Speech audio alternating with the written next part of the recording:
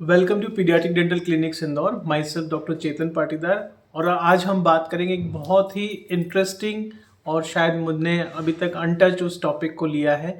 बात करेंगे identical twins में डेंटल केरीज या अर्ली चाइल्डहुड केरीज के इंसिडेंट्स के बारे में, प्रेजेंटेशंस के बारे में और कुछ स्पेशल रिस्क फैक्टर्स की भी बात करेंगे। अगर आपका भी एक जुड़वा बच्चे हैं और अभी वो छोटे हैं तो ये वीडियो है आपके लिए। वीडियो थोड़ा सा लंबा मैं डिस्कस करूंगा, डिटेल डिस्कस करूंगा ताकि छोटी छोटी चीज़ों को हम ले सकें और इसको अंत तक बने रहें। अगर वीडियो आपको हेल्पफुल लगे तो लोगों तक शेयर करिए। अगर आपको कोई कंसल्टेशन चाहिए तो नीचे एक डिस्क्रिप्शन में दिए गए लिंक्स के थ्रू आप क्लिनिक पे कोऑर्डिनेट कर सकते हैं। देखिए, जब कभी भी ट्विंस बच्चे हमारे परिवार में आते हैं तो वो हमारे लिए डबल खुशी का मौका होता है। लेकिन ये एक पेरेंट्स ही और एक स्पेशली एक मदर ही जानती है कि दो बच्चों को एक साथ सेम उम्र के कैसे बड़े करने में क्या क्या उनको अड़चने और क्या क्या स्पेशल एफर्ट्स उनके लगते हैं। आज सुबह ओपीडी में भी मेरे पास एक मोनोजाइगोटिक जो है वो एक ट्विंस आई थी, मेरे पास आई हैं और दोनों ही बच्चियां बहुत प्यारी हैं। और मैंने उनके केस से कुछ चीज़ें जो मैंने डिस्कशन किया, जो प्राइमरीली अभी हमने उनके साथ जो केस डिस्कशन किया, इनिशियल एग्जामिनेशन आज किया, उनकी केरीज को चेक किया और कुछ चीज़ें हमने निकाली हैं जो मैं आप तक ज़रूर शेयर करूँगा। और कुछ रिसर्च आर्टिकल से भी हम बातें लेंगे कि क्या रिसर्चेस कहते हैं जब हम दो आइडेंटिकल ट्विंस बच्चों में देखते हैं। बेसिकली यह अपन सिंपल भाषा में समझ सकते हैं कि दोनों बच्चे एक ही लिंग के हैं, ठीक है, और एक ही जाइगोट से दो हिस्सों में वो अलग अलग तरीके से डेवलप हुए हैं। तो उनका जो जेनेटिकल मेकअप है वो 110% बिल्कुल सेम है, आइडेंटिकल है। तो यहाँ पे हमने जो जेनेटिकल फैक्टर था कि अभी तक हम सब सोचते थे कि कैविटीज़ के लिए किसी भी बीमारी जिसमें जेनेटिकल रोल एक्सपेक्टेड रहता है या पार्ट रहता है और दूसरा रहता है इन्वायरमेंटल और इपीजेनेटिक, मतलब दोनों के मिलके क्या एक्सप्रेशंस आते हैं। तो डेंटल केरीज या अर्ली चाइल्डहुड केरीज में भी ऐसे रिलेशंस हमको देखने को मिलते हैं। और जब शुरुआत में ये सब चीज़ें देखी गई थी तो इसको हेरिडिटी रूप में भी देखा गया कि जहाँ फैमिलीज़ में कैविटीज़ ज़्यादा हैं वहाँ उनके बच्चों में भी कैविटीज़ है, लेकिन इसको इन्वायरमेंट से भी जोड़ के हमें देखना है। तो हम बात करते हैं उसी केस के बारे में और छोटी छोटी बातों को मैं आपके साथ पूरा डिटेल डिस्कशन करूंगा। तो ट्विंस बेबी हैं तो ये वीडियो सिर्फ आपके लिए। दोनों ही बच्चे 3 साल की एज अटेंड करने वाले हैं और दोनों का बर्थ वेट जो था वो 1100 और 1200 ग्राम्स के आसपास था। और जब ये दोनों की डिलीवरी हुई तो वो भी 28 वीक्स प्लस में हुई, मीन्स वो प्रीमेच्योरिटी के रूप में बर्थ हुई। तो प्रीमेच्योरिटी और उससे भी पहले अगर हम बात करेंगे तो competition for space in the वूम है ना, जब हम गर्भस्थ रहते हैं, गर्भावस्था में जो हमारा गर्भ रहता है वहाँ पे बच्चे के लिए स्पेस को कैसे हम दोनों बच्चों के लिए, तो वूम के अंदर जो एक स्पेस के लिए कंपटीशन है वो वहीं से शुरू हो जाता है। दोनों बच्चों को बढ़ने के लिए एक स्पेस की ज़रूरत होती है जो इतना सफिशिएंट नहीं होता है जब हम डबल हमारे पास ट्विंस होते हैं। तो वहीं से ही शरीर का जो रचना है, जो एक फिजिक है, जो फिनोटाइप है, वो हमारा छोटा और कॉम्प्रोमाइज रहता है। ऐसे में ऐसे देखा जाता है कि बच्चे लगभग समय से पहले डिलीवर होते हैं। और यहाँ हम बात करेंगे थर्ड ट्राइमेस्टर की, जहाँ पे हमारा एनामल का मैचुरेशन भी काफ़ी हद तक होता है और हमारे बहुत सारे रिफ्लेक्सेस हैं जो आगे जाके, जैसे रूटिंग रिफ्लेक्स है और हमारा सक रिफ्लेक्स है, जो ब्रेस्ट फीडिंग में और स्वेलोइंग में हमें काम आते हैं। तो ये छोटी छोटी जो पॉइंट्स हैं ये इसलिए मैं डिस्कस कर रहा हूँ क्योंकि आगे जाके हमने इस केस में जो देखा है वो ये कि उनको फीडिंग के लिए बॉटल पे डिपेंडेंट होना पड़ा और बॉटल पे डिपेंडेंट होने की वजह से उनकी दांतों में कैविटीज़ हो गई, जिसको हम नर्सिंग बॉटल केरीज भी बोलते हैं। तो कुल मिला के हम कुछ रिस्क फैक्टर्स पे बात करेंगे, ये भी समझेंगे कि उन चीज़ों को कैसे अवॉइड करें, ये भी जानेंगे कि पीडियाट्रिक डेंटल क्लिनिक में कैसे आप प्रेगनेंसी से लेके तो बच्चे के 2 साल तक जो फर्स्ट 1000 डेज हैं उसमें हम बहुत अच्छे से काम कर सकते हैं ताकि हम ये सुनिश्चित कर सकें कि बच्चे कैविटी फ्री रहें। स्पेशली जो प्रिवेंटेबल डिसीज़ है उन पे तो हम फोकस करना ही चाहिए, और ये हमारी सबकी मिलके एक जिम्मेदारी है। तो करना कुछ नहीं है, सिंपल जब आपको लगे कि हम प्रेग्नेंट हैं तो हमारे साथ आपको जुड़ना है, और जुड़ने के लिए सिंपल सा आपको अपने जो एक्सपेक्टेड डेट ऑफ डिलीवरी है उसके साथ हमें व्हाट्सएप कर देना है, अपनी डिटेल्स शेयर करिए और हम आपको उस तरीके से इन्फॉर्मेशन शेयर करते रहेंगे।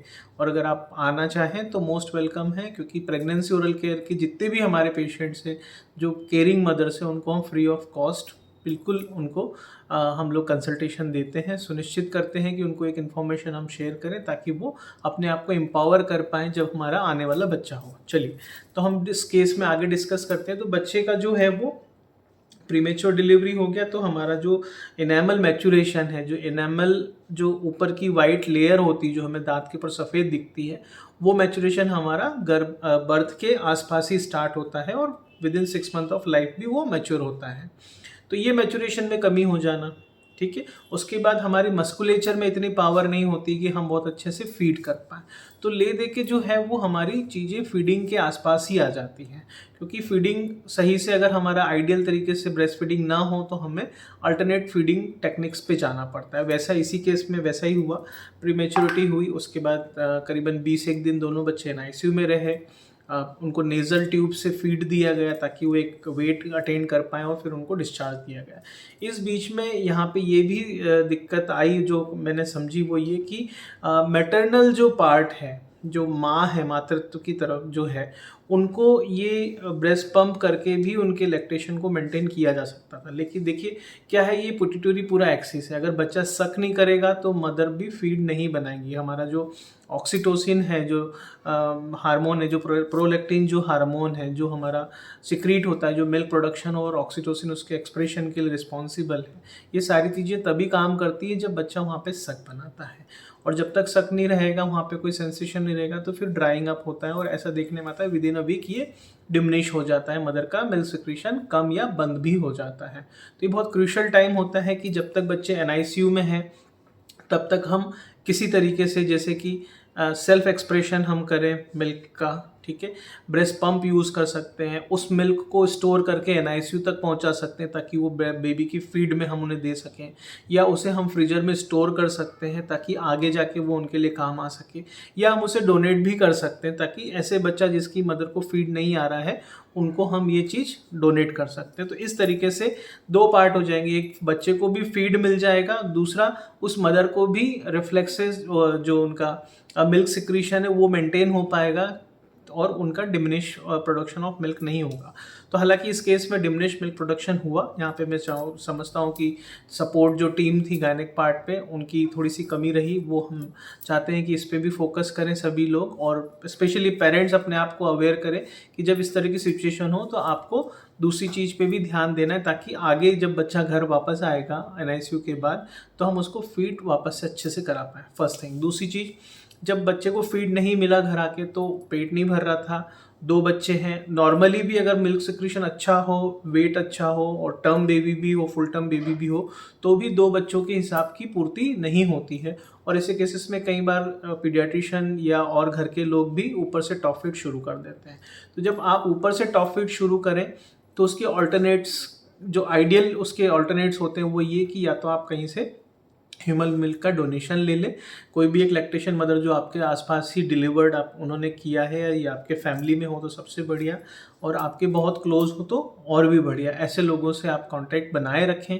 ये भी मैं बोलूँगा कि जब आप डिलीवरी के लिए जा रहे होते हैं तो ऐसे बहुत सारे जगह होती है जहाँ पे आपको बहुत सारी प्रेग्नेंट मदर्स मिलती है, तो आप एक पूल भी बना सकते हैं। जैसे आप सोनोग्राफी कराने जा रहे हैं, आप गायनेक के पास जा रहे हैं विजिट करने, तो वहाँ पे आप एक दूसरे से अपने कॉन्टैक्ट शेयर करिए जिनकी डिलीवरी डेट्स बहुत पास में हैं या जिनके डिलीवरी के हॉस्पिटल्स एक हैं, वो भी अपने साथ एक कोऑर्डिनेट करें, ताकि ऐसी सिचुएशन में जब मदर को फीड नहीं आ रहा है 1-2 दिन 3 दिन 4 दिन, स्पेशली सिजेरियन के बाद, तो कहीं ना कहीं से बच्चों को हम ह्यूमन मिल्क को उस दे सकते हैं, बनिस्बत इसके कि हम उसको मिल्क सब्सटीट्यूट्स या डिब्बा बंद दूध के जो सब्सटीट्यूट्स हैं वो दें, जो कि बच्चे के लिए आई थिंक और साइंटिफिकली प्रूवन भी है कि human breast milk is the best feed for a newborn.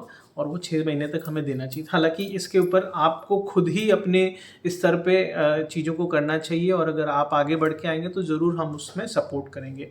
हमारे पास इन हाउस मदर्स भी हैं एज़ अ पार्ट, कि मेरी वाइफ़ एक गायनेक प्रैक्टिस करती हैं, तो हमारे पास अभी एट प्रेज़ेंट 7 जो हैं वो प्रेग्नेंट मदर हैं। तो हमने उनके बीच में कोऑर्डिनेशन बनाया है कि कोई भी ऐसी चीज़ होगी उसको हम फर्स्ट उसको फर्स्ट एड के रूप में उसको अटेंड करेंगे, क्योंकि ये छोटी-छोटी चीज़ें होती हैं। अगर इनको हमने उस समय अटेंड कर लिया तो ये हमारी सस्टेन हो जाती है, क्योंकि एक गर्भ से लेके बच्चा बाहर इन्वायरमेंट में आ रहा है, तो एक ट्रांजिशन है। बच्चे के लिए भी ट्रांजिशन है, उसकी भी अपनी रिक्वायरमेंट्स को उसको खुद को पूरा करना होता है, और मदर के लिए भी ट्रांजिशन है, क्योंकि वो एक प्रेग्नेंट मदर से लेके वापस अब नॉर्मल लाइफ की तरफ आ रही है। तो दोनों में बहुत सारे हार्मोनल चेंजेस और फिजियोलॉजिकल चेंजेस आते ही आते हैं, उसमें हम सबको मिलकर सपोर्ट करना चाहिए। तो ये बात हो गई कहाँ से हम मिल्क के सब्सटीट्यूट्स ले सकते थे जो इन दोनों बेबी में नहीं मिला।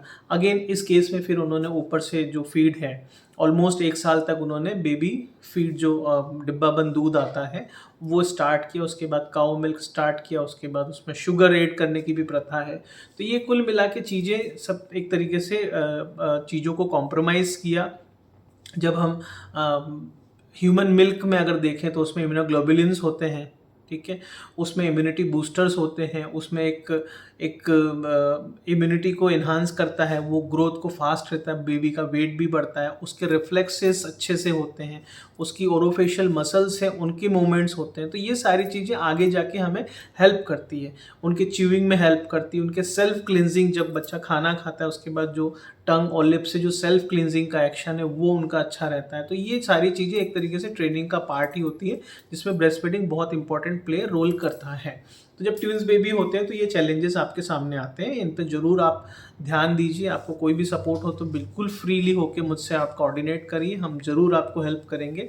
बिकॉज हम ये चाह रहे हैं कि जो प्रॉब्लम्स बच्चों को हो रही हैं, तो वो प्रॉब्लम्स को हम कितना पीछे जाके उसको कितना अर्लीस्ट उसको हम इसको अटेंड कर सकें, ये हमारे लिए एक अपॉर्चुनिटी है, और इसी के लिए हम लोग फर्स्ट 1000 डेज़ के ऊपर काफ़ी एम्फेसिस करते हैं।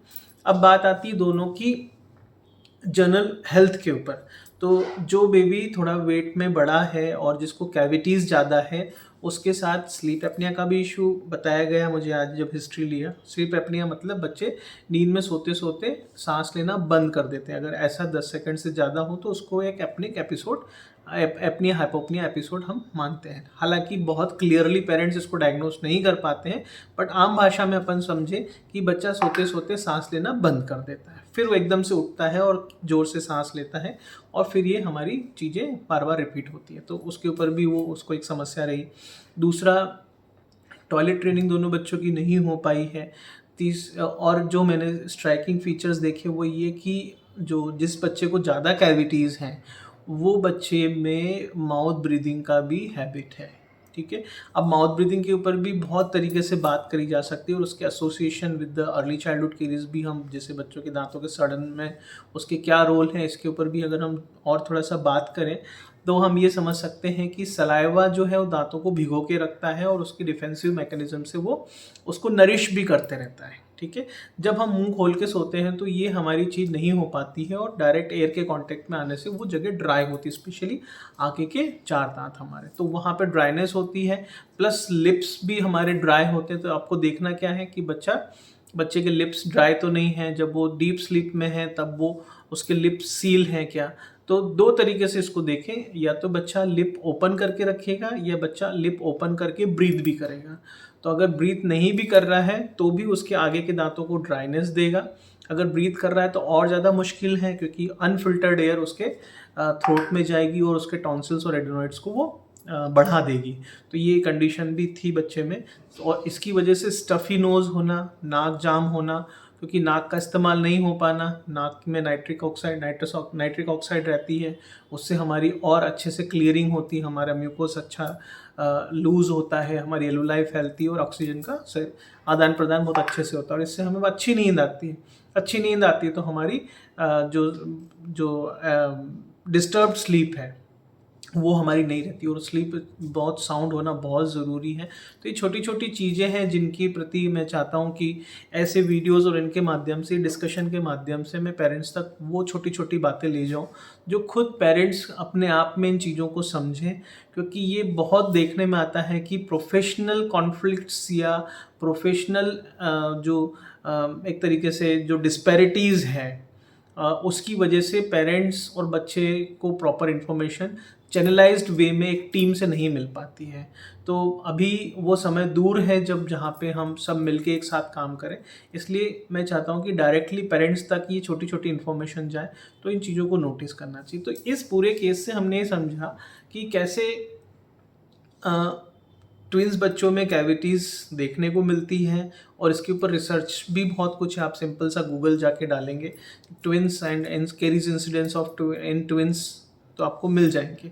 उसमें ये भी देखा गया कि जेनेटिकली कितना इन्फ्लुएंस है ना। दोनों का जेनेटिकल मेकअप एक जैसा है, लेकिन ये देखने में आता है कि इन्वायरमेंटल फैक्टर थोड़े से हावी हो जाते हैं। जैसे कि इस केस में भी देखें, एक बच्चा जो मुंह खोल के सोता है उसमें ज़्यादा कैविटी है, और जो बच्चा मुंह बंद करके सोता है उसमें कैविटी तो है लेकिन बहुत ही मिनिमल है। तो इस तरीके से हम डिफरेंसेस भी देख सकते हैं।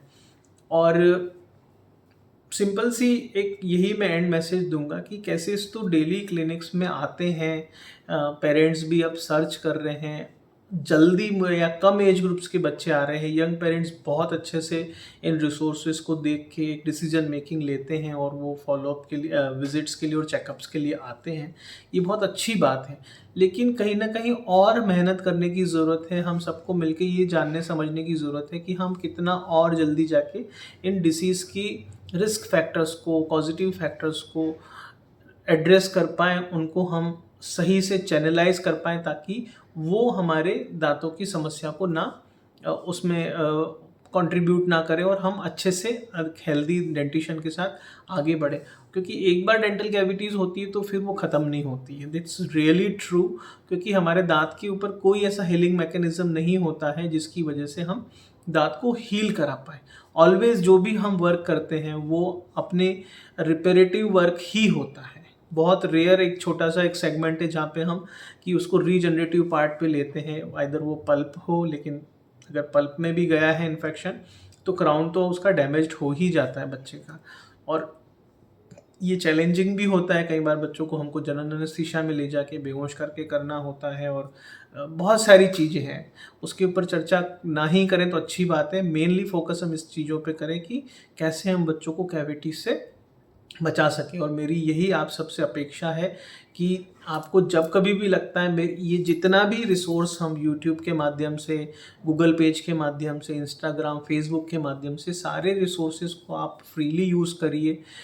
मैं ये भी यहाँ से आगे बढ़ के बोलूँगा कि अगर फेलो मेरे प्रैक्टिशनर्स हैं जो इस चीज़ को देख रहे हैं, वो आगे आएँ, झिझके नहीं, सिंपल तरीके से अपनी बातें रखने की कोशिश करें। क्योंकि हर प्रोफेशन को एक जिम्मेदारी होती है कि वो प्रोफेशन को एक ऐसे लेवल पे ले जाए जहाँ पे कि पब्लिक को उससे मैक्सिमम फ़ायदा मिल सके, प्रिवेंटिव मोड पे वो जा सके, अर्ली इंटरवेंशंस के ऊपर हम काम कर सकें। तो उससे ज़्यादा अच्छा कुछ भी नहीं होगा। तो ये चीज़ों को आप यूज़ करिए, शेयर करिए। कोई क्वेश्चन कंसर्न हो तो आप डायरेक्टली व्हाट्सएप पे हमसे चैट करिए। हमारा व्हाट्सएप प्लेटफॉर्म बहुत ही अच्छे तरीके से हमने उसको यूज़ किया है, ऑटोमेशंस के साथ है। आप जैसे ही अपनी डिटेल्स डालेंगे आपको वैसे ही रिस्पॉन्सेस मिलना शुरू हो जाएंगे। और मैक्सिमम यूज़ करिए, क्योंकि ये जो दौर है ये दौर इन्फॉर्मेशन का है। अगर हमारे पास प्रॉब्लम्स हैं तो उसके सॉल्यूशंस भी हैं। ऐसा नहीं है कि प्रॉब्लम्स है तो उसके सॉल्यूशन नहीं है, तो डेवलप हो रहे हैं। ठीक है, हम जो कॉलेज में हमने जो हमारे टीचर से पढ़ा था, जो हमने 10-12 साल पहले जो चीज़ें पढ़ी थी, वो अब प्रैक्टिस में नहीं है, क्योंकि साइंस हमेशा डेवलप हो रही है। जो आज हम प्रैक्टिस, जिस तरीके से हम आगे बढ़ रहे हैं, जिस तरीके से, जिस एटीट्यूड के साथ हम बच्चों को अप्रोच कर रहे हैं, उनको देख रहे हैं, डिसीज़ को देख रहे हैं, स्पेशली अर्ली चाइल्डहुड केरीज को ही अगर देखें तो उसी के देखने का नज़रिया हर साल चेंज हो जाता है। हर साल कुछ ना कुछ नया रिसर्च आता है। नई अंडरस्टैंडिंग बनती है, क्लिनिकल हमारी अंडरस्टैंडिंग बनती, क्लिनिकल एक्सपीरियंस बढ़ता है। तो ये सारी चीज़ें कहीं ना कहीं यही दिखाती हैं कि prevention is the best thing what we can do, और उसी पे हमें फोकस करना चाहिए। और इस तरह के मेरे वीडियो आपको इसी लिए मैं प्रेजेंट करता हूँ कि ताकि मैं आपको ये चीज़ें शेयर कर सकूँ और उनसे से कम अर्ली डायग्नोसिस, अर्ली इंटरवेंशन की स्थिति पे तो हम लेके आए। प्रिवेंशन की बात ज़रूर होगी जब इस पे पॉलिसीज़ अच्छी बनेंगी, एक चैनलाइज्ड एनवायरनमेंट होगा जहाँ पे कि प्रेगनेंसी कंसेप्शन से लेके तो 2-3 साल के बच्चे तक एक प्रॉपर केयर, एक चैनलाइज्ड इंफॉर्मेशन उनको मिलेगी, जिससे कि डेंटल केरीज के साथ साथ और भी ऐसी प्रॉब्लम्स हैं जो अर्ली चाइल्डहुड एज ग्रुप में होती है, न्यूट्रिशन से रिलेटेड है, स्किन से रिलेटेड है, और बहुत सारी चीज़ें हैं, तो हार्मोन से रिलेटेड है। ये सारी चीज़ें हम सब मिलकर एड्रेस करना चाहिए।